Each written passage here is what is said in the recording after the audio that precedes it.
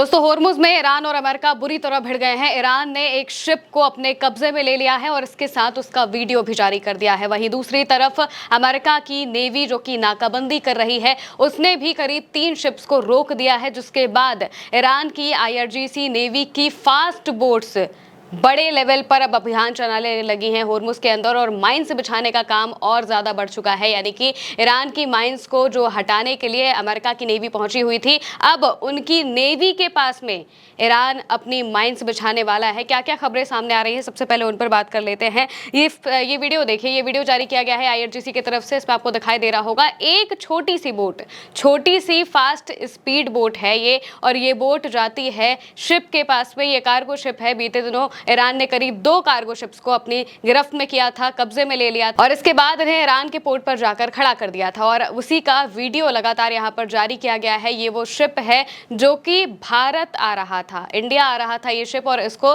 तुरंत ईरान अपने कब्जे में ले लेता है क्योंकि ईरान की वार्निंग को ये शिप नहीं सुन रहा था। आईआरजीसी की तरफ से जो चेतावनी दी जा रही थी, आईआरजीसी ने साफ कहा था कि आपको जाने की अभी परमिशन नहीं है, जब परमिशन होगी तब जाइएगा। लेकिन फिर भी ये शिप आगे बढ़ता है और तभी ईरान की आईआरजीसी की एक स्पीड बोट आती है। वो उसमें एक स्पीड बोट से, छोटी सी स्पीड बोट से जो 4 से 5 आईआरजीसी के नेवी के जो कमांडोज हैं वो निकलते हैं और वो सीधे शिप में चढ़ जाते हैं। उनके हाथों में बंदूकें दिखाई देती हैं, उनके मास्क से पूरा चेहरा कवर होता है और वो इस शिप में चले जाते हैं और इस शिप को अपने कब्जे में ले लेते हैं और उसके बाद ईरान के पोर्ट पर ले जाकर इसको खड़ा कर दिया जाता है। और इसी तरीके से एक और शिप के साथ भी ऐसा ही हुआ है। उसके बारे में क्या जानकारी सामने आ रही है ये भी हम आपको बता देते हैं। सबसे पहले तो क्लैश रिपोर्ट के हवाले से लिखा हुआ है, Liberia flagged container ship MSC Epaminondas being boarded by a special forces team from the IRGC Navy as it attempted to breach the blockade of the Strait of Hormuz। यानी कि जो Liberia से ये शिप आ रहा था, MSC इसका नाम है, और ये इस यहाँ पर ईरान की जो स्पेशल फोर्सेज हैं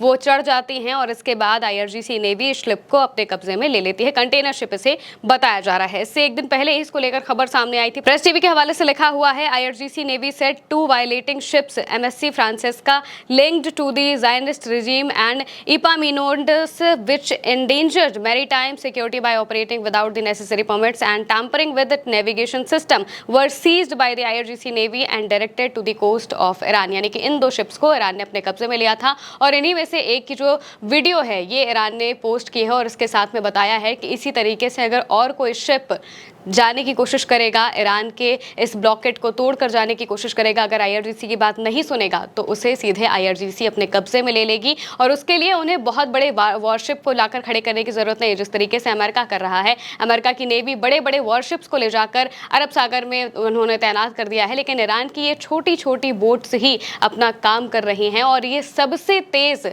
चलने वाली बोट्स बताई जाती हैं। फास्टेस्ट इनकी स्पीड है और ये तुरंत पहुंच जाती हैं और इसी के सहारे ईरान ने इस शिप को, कंटेनर शिप को अपने कब्जे में ले लिया है। इसके बाद खबर आती है कि अमेरिका ने करीब 3 ईरानी शिप्स को रोक दिया है। होर्मुज के इलाके में इन्हें रोका गया है। इसको लेकर भी जो खबर है वो सामने आई है। क्लैश रिपोर्ट के हवाले से लिखा है, exclusive US intercepts 3 Iranian oil tankers इन एशियन वाटर सोर्सेज से। यानी कि US military has intercepted at least 3 Iranian oil tankers in Asian waters and redirected them as part of a wider naval blockade on Iran। यानी कि अभी तक तो ये अरब सागर के इलाके में आने या जाने वाले शिप्स को रोक रहे थे, अब ये एशियन वाटर में भी पहुंच चुके हैं। अपने जो नाकाबंदी है उसे बढ़ा रहे हैं। अमेरिका अपनी नाकाबंदी को बढ़ाने की कोशिश कर रहा है और इसी वजह से ईरान के 3 टैंकर्स को रोक दिया गया और ये बताया जा रहा है कि ईरान तक इन्हें पहुंचने नहीं दिया जाएगा। लेकिन जैसे ही ये खबर सामने आती है तो ईरान अपने ऑपरेशंस को और तेज कर देता है।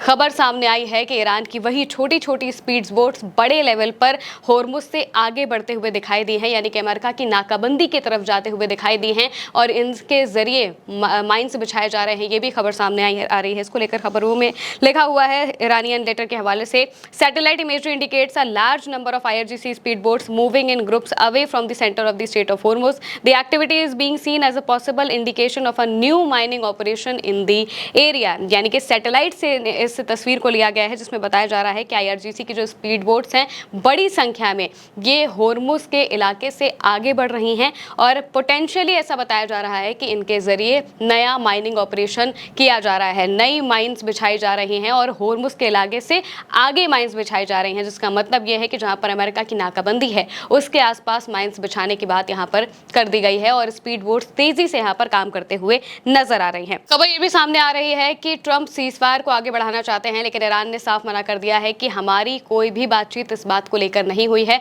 ट्रंप को जो करना है वो करे, लेकिन अगर हमला हुआ तो उसकी जवाबी कार्रवाई ईरान की तरफ से बड़े लेवल पर दी जाएगी और अपने हिसाब से ईरान ने कार्रवाई करना शुरू भी कर दिया है। होर्मुज में और ज्यादा सख्ती लाद दी है, जिसका मतलब यह है कि अगर अमेरिका की नेवी वहां से पीछे नहीं हटती है, अमेरिका की नाकाबंदी नहीं हटती है, तो होर्मुज पूरी तरह से बंद हो जाएगा और यहां से तेलों का आवागमन अगर नहीं हुआ तो पूरी दुनिया के लिए ये बहुत बड़ा संकट पैदा कर देगा। इसको लेकर जो खबर है वो भी सामने आई है, कोबेसी लेटर के हवाले से लिखा हुआ है, Iran currently has no plans to negotiate with the US on Friday पर Tasnim. This morning President Trump said he was expecting talks to begin as soon as Friday. यानी कि ट्रंप कह रहे थे कि हम शुक्रवार तक बातचीत करना चाहते हैं कि बहुत जल्दी हमारी बातचीत हो जाए। 36 से लेकर 72 घंटों की उन्होंने बात कही थी कि इतनी देर में हमारी बातचीत ईरान से शुरू हो जाएगी और फिर हम लोग नेगोशिएशंस करेंगे। लेकिन यहाँ पर ईरान ने साफ कह दिया है कि उनका कोई भी इरादा नहीं है कि वो आने वाले शुक्रवार को बातचीत करेंगे या उसके बाद भी बातचीत करेंगे, क्योंकि जब तक ये जो नाकाबंदी है ये हटा नहीं दी जाएगी तब तक ईरान बातचीत के लिए तैयार बिल्कुल भी नहीं होगा। ये बात साफ कर दी गई है।